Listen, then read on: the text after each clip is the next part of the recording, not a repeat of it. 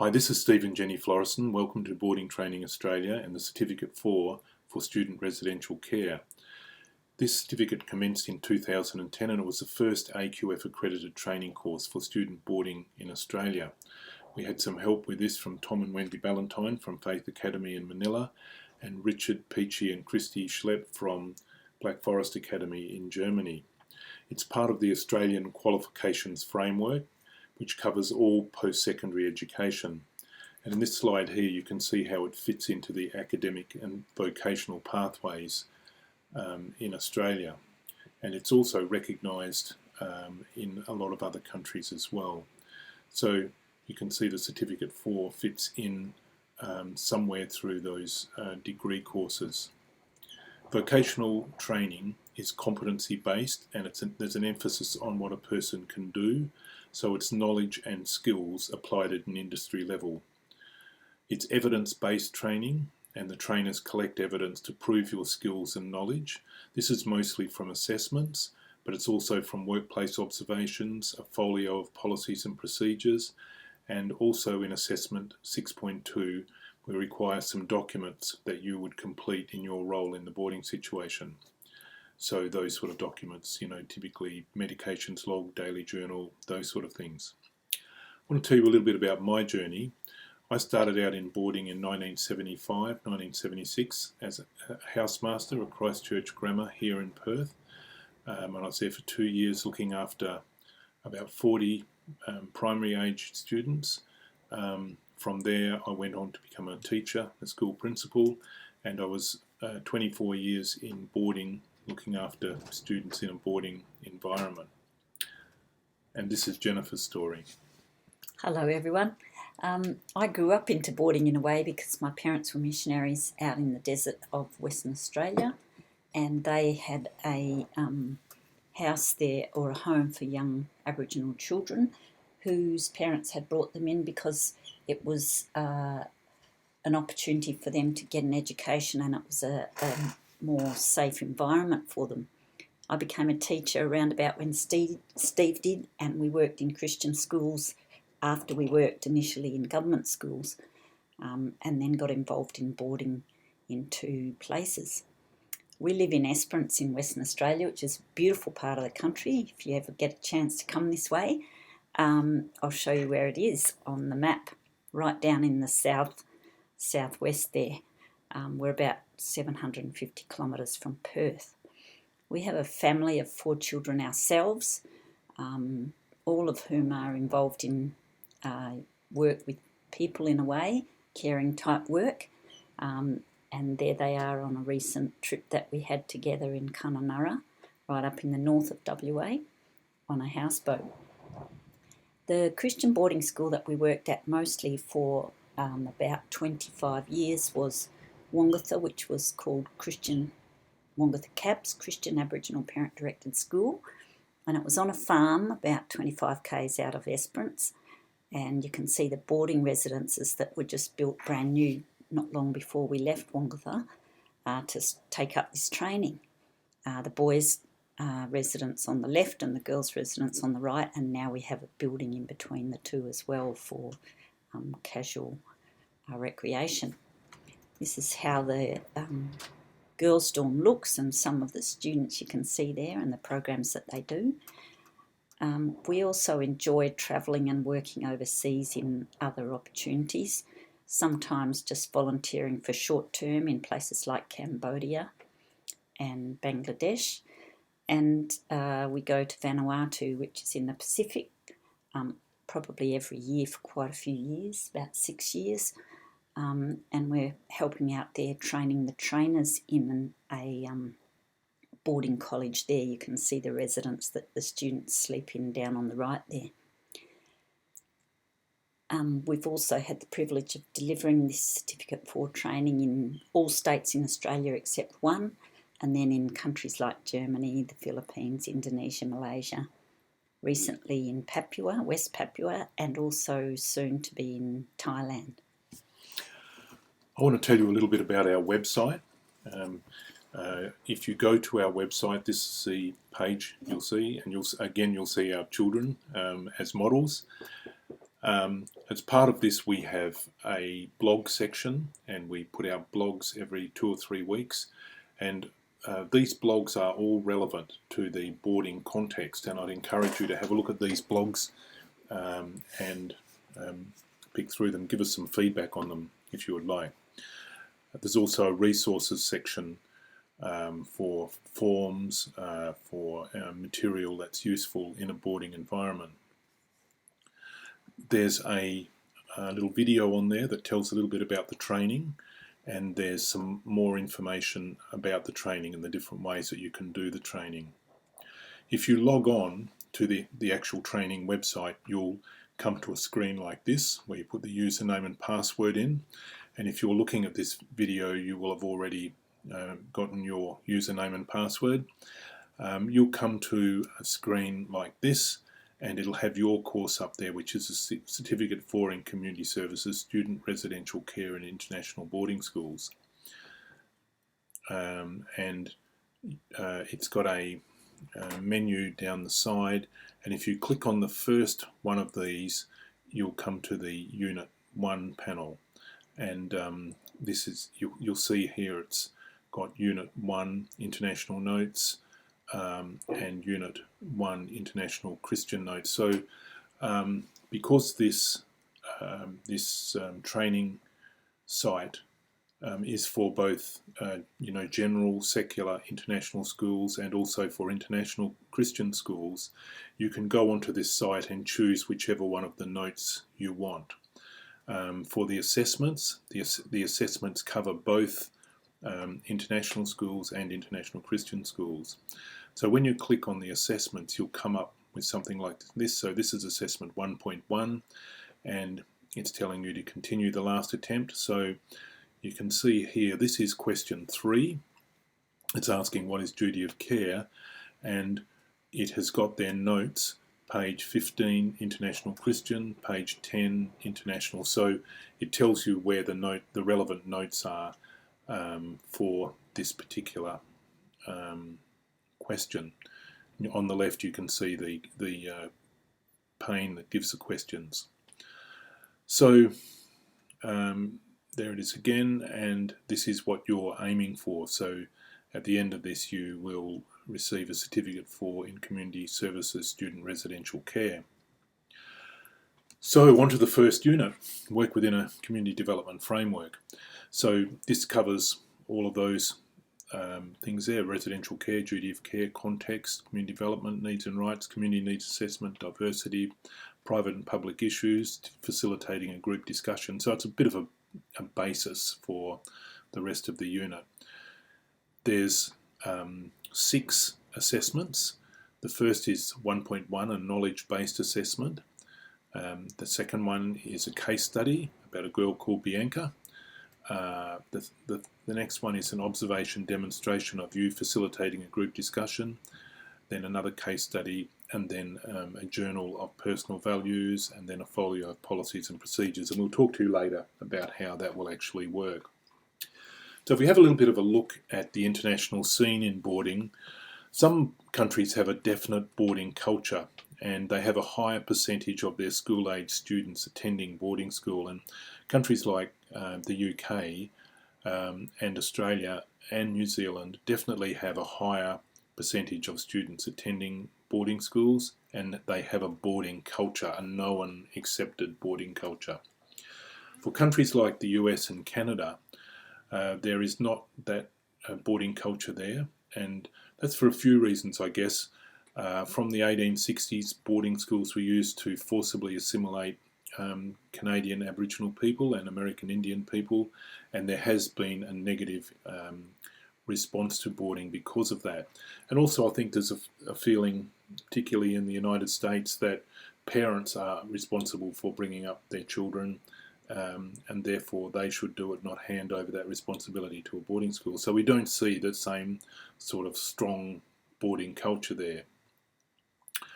Around the world we're seeing some very strong growth in boarding, particularly in areas like Southeast Asia and Africa. There's very strong growth in boarding schools. Africa had something like 147 and Malaysia 58. These numbers are a little bit hard to keep up with because they change all the time. That's a Rift Valley school there in the picture. It's an interesting situation in China because China has something like 100,000 rural boarding schools, and this is because of the one-child policy, and they had to close a lot of their rural schools. They closed something like 250,000 rural schools, and those students went to 100,000 rural boarding schools. A lot of them are fairly rudimentary, and the Chinese government are in the process of spending resources on bringing them up to a better standard. A lot of traditional boarding schools are expanding into Asia, and you can see some of them there, but there's a big move for traditional boarding schools from the UK, from Canada, to expand into Asia and to have a boarding school in Asia. And some of them are very beautiful boarding schools. ACSI has a lot of affiliated international boarding schools, and you can see them there. Quite a few of those, or some of those boarding schools we've already been to. We're hoping to get to most of them in time. In Australia, we have 235 boarding residences. They range from very small residences like 10 students to quite large residences of 8 or 900 students. Most are secondary only. A few include upper primary, and facilities, locations, operations vary enormously, as they do from country to country. The boarding situation in New Zealand is quite different to the boarding situation in Australia, where they have more government-owned boarding facilities rather than private or non-government facilities, and also they have a lot more junior boarding or primary age boarding. This is Geelong Grammar, which is our biggest boarding school in Australia, and King's College, which is our oldest. There are these types of residences in Australia, and generally you would find these types of residences around the world. There's the traditional boarding schools where you have the boarding house or the boarding residence on the same site as the school or connected to the school. You have international boarding schools and residences, and we have those in Australia as well as other countries. Then you'll have hostels or residential colleges where you might have a residence which serves several different schools in a particular location, or you might have a situation where you have some smaller residential colleges that all serve one school, but they're run by different organisations. A common style that we've seen overseas is the family group home, where students live in a large home, maybe as many as 15 or 20 students in a home and in a home-like environment. We have those in Australia too. There's not so many, and these are generally smaller, probably about 10 students. And the interesting thing about these is that they generally have one set of house parents who look after the students, who manage the supervision, who cook their food, clean the house, do everything. So it's a fairly big role for those people. We also have child protection or residences for children who are in care, who have been removed from the parents' care for different reasons and are now in the care of the state governments around Australia. And sadly, there are a lot of these children. There are thousands of these children who are in these residential care units. Some students in Australia are in foster care arrangement. Some are in these residential care units. And then we have community detention for underage asylum seekers, although that is reducing in Australia. It's been very much on the decline. Probably familiar with Bear Grylls and his book Mud, Sweat and Tears. I recommend you read the book. It's very interesting because of his boarding school experience. He was bullied when he was a child, and he learned to survive that, and a lot of that made him the person that he is today. The other thing that's really interesting in this book is that he talks about the very important role that boarding house staff, boarding house supervisors, or boarding home parents played in his life, the way they helped shape his life. So I recommend that you read that. We talk in boarding about duty of care, and this is a duty that's owed by one person to another for the care and safety of the student, and it is to foresee risk and to respond to risk. So this is a very important foundational part of what we do. And if you have, I guess, put up your hand and said, okay, I'll have that job in this boarding house, then you owe a duty to those students in your care, and you owe that to the parents of those children for their care and safety.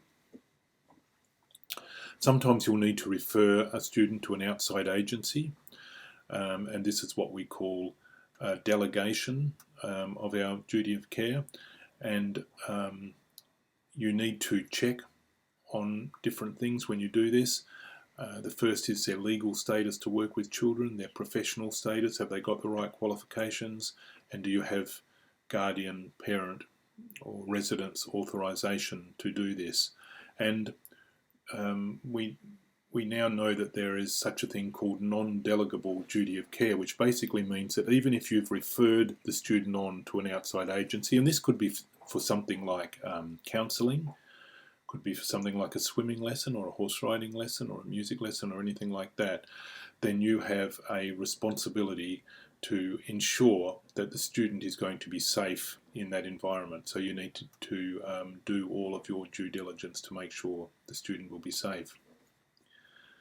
I want to talk a little bit about context, and context is important. Context is the environment in which something exists or takes place. All of our boarding residents are affected by context, and the young people in boarding are also affected by context. So why is it important? It's important because if you're looking after a group of teenagers in these very different contexts, like let's just say a Muslim boarding school in Baghdad, a remote indigenous hostel in Australia, a Cambodian orphanage, a church mission home 50 years ago, then the context will be very different and your practice will be very different. So context affects practice. So that's why we look at context. We want to look at community, and this image here is of a group home in the Tiwi Islands in the very north part of Australia. There's a remote boarding school up there. So what is community? Community is more than one person, isn't it? So it's going to be more than one person, maybe 2 or 3 people or more, and they all have a common goal or a common idea or something that they all want together. So that is what community is. Very simplistic explanation. And what is community development? Community development is communities working together to identify needs, opportunities, rights, responsibilities, to plan, organise and take action, and then to evaluate the effectiveness of that action. As boarding professionals, we can ensure that community development takes place in our residences, not just accidentally, but that it takes place deliberately and professionally, and that it's underpinned by good values, by community development type values. When we talk about community development, there's 2 main differences. You can see in the image there's a boarding school from Switzerland, one of the most elite boarding schools in the world, very beautiful boarding school. The 2 main differences is how is the need identified and who identifies the need, and then how is the need supported. And when we're identifying need, we used to have just a charity model where people would come around and identify a need and provide resources to meet that need. And then we had a needs-based model where the people themselves would identify the need, and you had other people also identifying with them that there was a need there, and resources were provided to meet that need. And then we moved to a rights-based model where people had a right to certain services and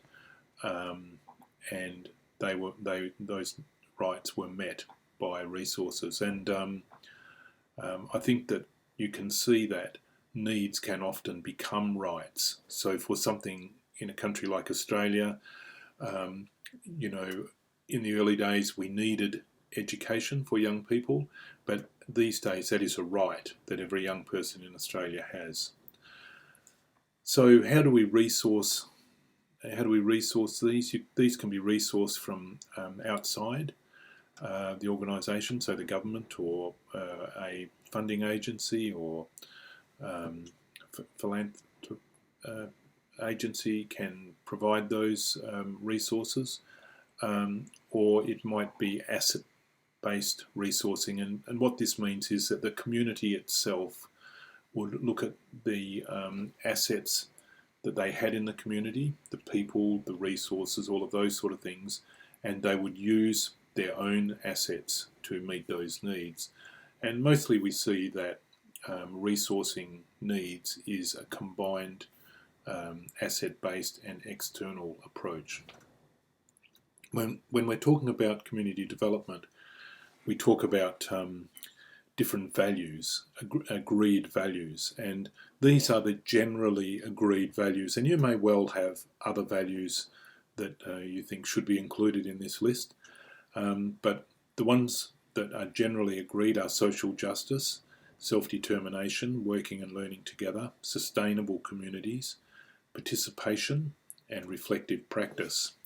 And these are all in your notes. I'm not going to go through them, other than just to look back on just this one here, reflective practice, the capacity to look back on actions, come to conclusions, and then consider changes to practice. And I guess we consider that this is a professional approach to your practice in the boarding residence, that every person should be reflecting on their practice, learning through reflection on practice, changing practice in response, and then keeping others informed and updated. And this is a image from Faith Academy in Manila. You might recognise it.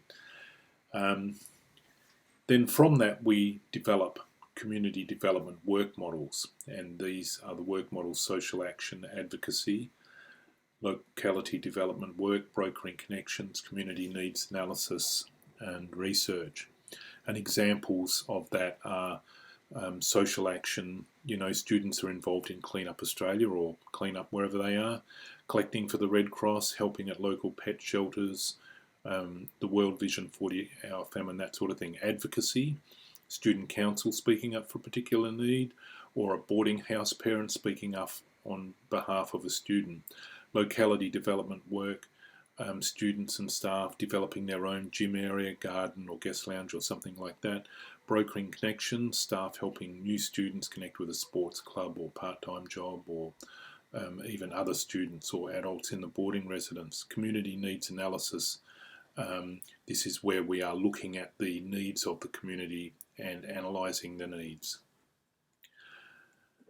Some organisations have an official external advocate, and this person has no formal responsibilities in the boarding program or the school, and generally no connection with the boarding program or the school or the organisation that run it. They're available to young people or to staff who feel allegations of abuse or harassment are not being addressed. The advocate's role is not investigatory, but they report unresolved issues to school leadership, who investigate the concern.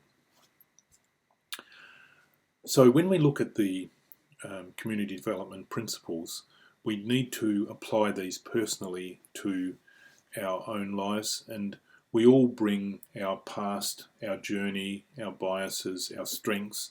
We all bring those to the job. We need to acknowledge those biases or strengths or whatever we have, check the way that these affect our practice, and review and change our own practice accordingly. This is all part of reflecting on our practice, thinking about our practice, and ensuring that our practice is very good and very professional. There are filters, if you can put it that way, that affect our actions and decision making. The first of these filters should be the laws of the host country, and sometimes these are also the laws of the home country. The second filter will be the organisation's policies and procedures. And the third filter will be your own values and principles. So we want to go on and have a look at assessment 1.2. This is a case study about Bianca, and it's also a process which is called taking something from a private to a public issue. So sometimes a private issue can become a public issue, and you can, if you can get the student to agree to do that, then this might help a lot of students, not just the one student that you're trying to work with. So you're taking what was one student's concern to help a lot of students. So the first part of this is eliciting the student's story, and this might be developing rapport with the student. If the student has come to you like Bianca has, then you will already have that rapport with her.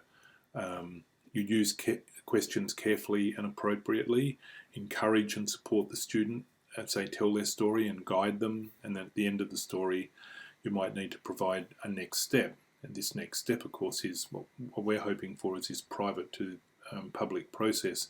Eliciting a story is not just hearing it, it's more drawing the story out of the young person.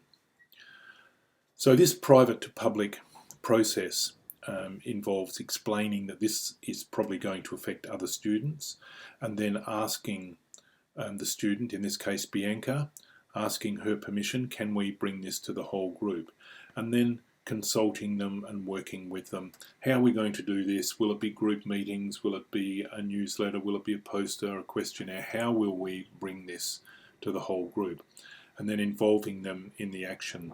The most important part of this is empowering the young people, because then they will have ownership in the process. If you look at the example of Bianca, Bianca's come to see you because she's concerned about her health, the fact that she's not eating properly and that she's not exercising. And you could just say to Bianca, well, you need to go and do this and this. But Bianca won't own the process. And also, she will be the only one who's helped by that. So this process means that we have ownership, empowerment, and hopefully we can take it to help other students as well. The end of this process, of course, is that you ask them, is this working? How can we reflect on how it all worked? That sort of thing. Sometimes a student might say no. And if the student says no, I don't want to do that, I would find that embarrassing, or no, I don't want to be involved in that, it's personal, I want to keep it personal, well then you can work together to make an individual action plan, and there's an individual action plan on the website. You can encourage the student to keep to that plan and keep accountable, and you just monitor their progress, making sure that you keep them accountable to their own plan. So that's assessment 1.2. Assessment 1.3 is about facilitation. So what is facilitation? It's a process of enabling groups to work cooperatively and effectively together, and it's very important in our roles. And this is assessment task 1.3. It's about facilitating a group discussion. And when we're doing this, we just go through the standard procedure where we introduce ourselves, introduce others, look after their physical needs, or we would call that housekeeping over here, where you're talking to people about where the toilets are, where they can get a drink, where the exits are, all of those sort of things. You're explaining the purpose and the agenda of this discussion, and then you explain the ground rules. Now, what are the ground rules?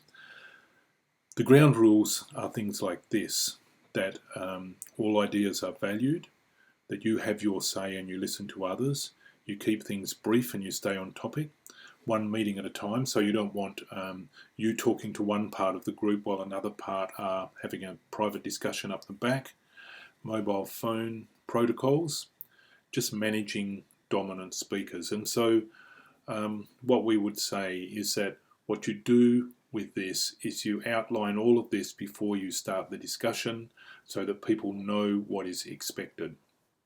How do you manage dominant speakers? Because if you have a person who totally dominates a discussion, they can destroy it. they can make it not very much value to the others. And so you have to have the courage to take those people aside, thank them for their contribution, thank them for the fact that they're contributing, but just point out that other people need to contribute as well. And so managing dominant speakers is important. So that's assessment 1.3. Now, what happens when we're doing this face-to-face is that we ask people to run a discussion or to manage a discussion, either in small groups or in the larger group. Obviously, we can't do that with you if you're doing this online. So you need to communicate with us how you're going to do this. Are you going to get your boarding manager to observe you and then sign you off? Are you going to send us a video of you doing this? How are you going to do it? So you'll need to just communicate with us how you're going to do that assessment. Assessment 1.4 requires you to engage with a group of students in the boarding residence and ask them this question: what is a positive change or improvement that you'd like to see in this boarding residence? And elicit or draw out of them their ideas about positive changes and improvements. And then you need to prioritise their list and then work out some strategies for meeting those needs. And you've got a assessment sheet there that you make these notes on. We want to know the priorities of the students.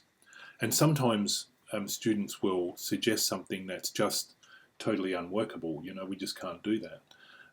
Like not doing homework anymore or something like that. So we need to work out which ones we can work on and which ones are unworkable. And then discuss different strategies to meet these priorities, work out if there's any support from people in the residence or school or outside, and then develop an action plan to meet those students' priorities. So you can see the paperwork here or the assessment here. So you're writing down the changes or improvements suggested, and then over here brainstorming possible strategies to meet these priorities. And then down the bottom, what action will be taken, creating an action plan. So that's assessment 1.4. Assessment 1.5 is a self-reflection journal. And at the very start of this, we said that this process requires that we gather from you evidence that you can do certain things. And so this is evidence that you can reflect on these values and reflect on how they actually affect your role. And so you'll see on the assessment that it's asking you to put a number from 1 to 5 in each of these little boxes. And we're not going to come along and judge you later. We just want to see that you actually have reflected on them. And some people say, well, I don't actually think about that very much. It's not a big part of my life. It probably should be, but it's not. So I'm just putting a 5. A 1, never. A 5 is all the time. And then the last part of this is where you reflect on one of those values and then you reflect on how it affects your role in the residence. And we want you to do 2 of those. So you might do something like this. You might say, I challenge oppression and discrimination because I really dislike bullying, and I ensure that there's no bullying in my residence. Something like that, where you're reflecting on the value and showing how that relates to your practice. And that's it for this unit. And there's an image of the Australian outback for you. Thank you very much.